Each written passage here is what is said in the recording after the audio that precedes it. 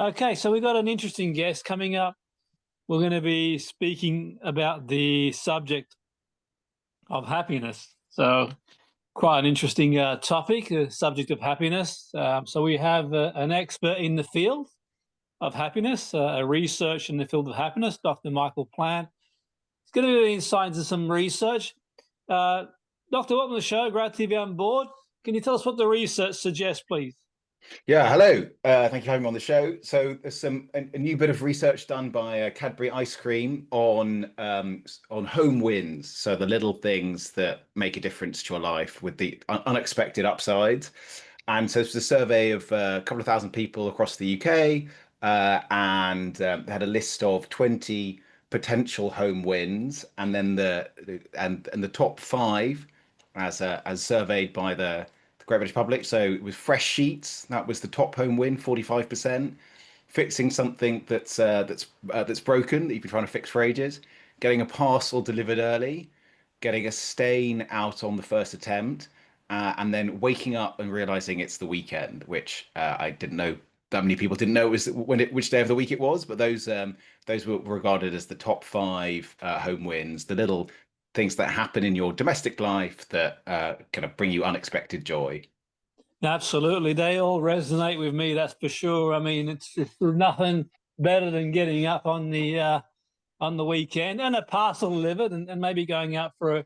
I'm surprised coffee didn't make the list there, Doctor. I would have So bought a nice cup of coffee. So coffee did make the list. I'm looking at it now. A freshly made cup of coffee handed to you when you wake up.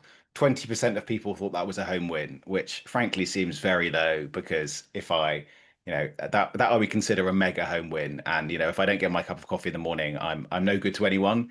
My wife and I will do this every morning. If she doesn't bring me a cup of coffee or I don't bring it to her, that's a declaration of war in our household. So like you, I'm surprised that morning coffee isn't there isn't unanimity amongst the British public on that one.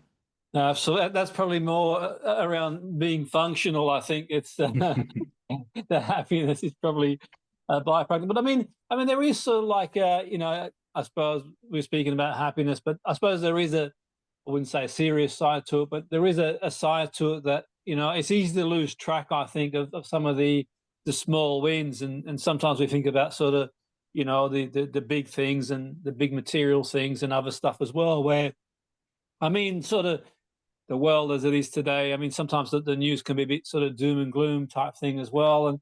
But on the other on another note, I thought, what are some of the things that we can do? I mean, you've mentioned a list of things there. I mean, what are some things that we can do that we're in control of that can give us a bit of a boost, really, day in, day out?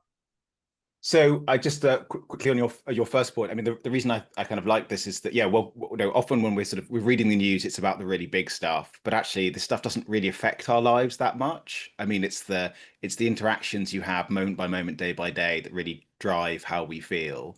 And in terms of kind of what we can do, I mean, our happiness is a product of really what we're doing and who we're talking to. So the kind of things that people enjoy most are like spending time with their friends, being out in nature. The kind of things that people don't enjoy doing are spending time with their boss or spending time alone.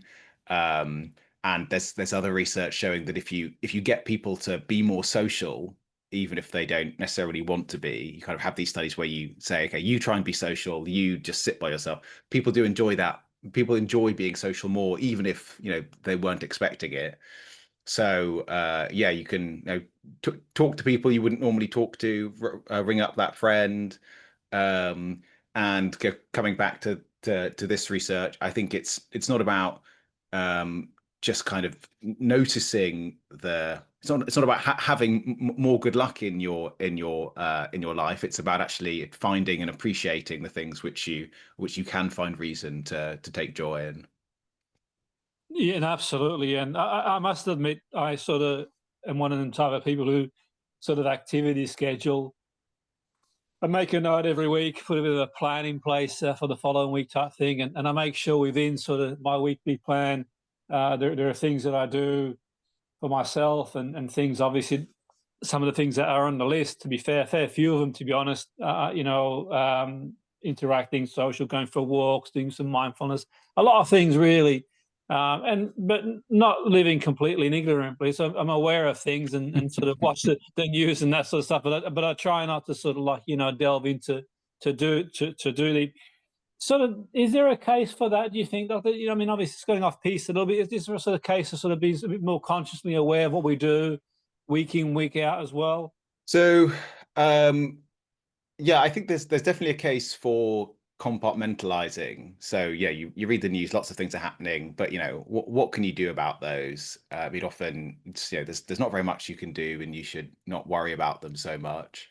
I mean, the organization I work for, the Happy Lives Institute, we do research on which charities have the biggest impact. So give some money to effective charities, and then otherwise, you do your bit and kind of don't worry about worry so much about what else is out there. Um, and yeah, I would encourage people to try and you want to put a series of things in your schedule that you enjoy. You want to try and defend those things. If you know that if you don't get out of the house or take some exercise, you actually feel really grumpy. You want to try and set up your life to do that. So you sign up for an exercise class, or you tell your friends you're doing it, so you feel guilty if you don't do it, or you put your shoes by the front door. So there's you want to look for ways in which you can set up your life to try and encourage you to do more of the things that you enjoy and find fulfilling. And if you don't do them, you're likely to be grumpy. No, absolutely. Were there any surprises for you in terms of the research? Is there anything that you sort of felt that you were surprised that made the list or didn't make the list? Yeah, so one thing that actually did surprise me was how many people thought that a home win can turn a good day into a bad one. So that was 69% said it could versus Wow. 5% said it couldn't. So I thought that was kind of pleasing to hear that actually even these kind of small things going well in your life can affect your day. And I think this is more reason to try and find those things. Yeah, no, absolutely. And if anyone wants to sort of read more on the research, is anywhere they can go to sort of check out your work and maybe delve into the research a little bit So, sort of deep. so Yeah. So this wasn't research wasn't done by me. It was commissioned by Cadbury Ice Cream, and you can find more Okay. about this research on their website. No, so I mean that's one thing that's definitely will boost the happiness index, and that's for sure.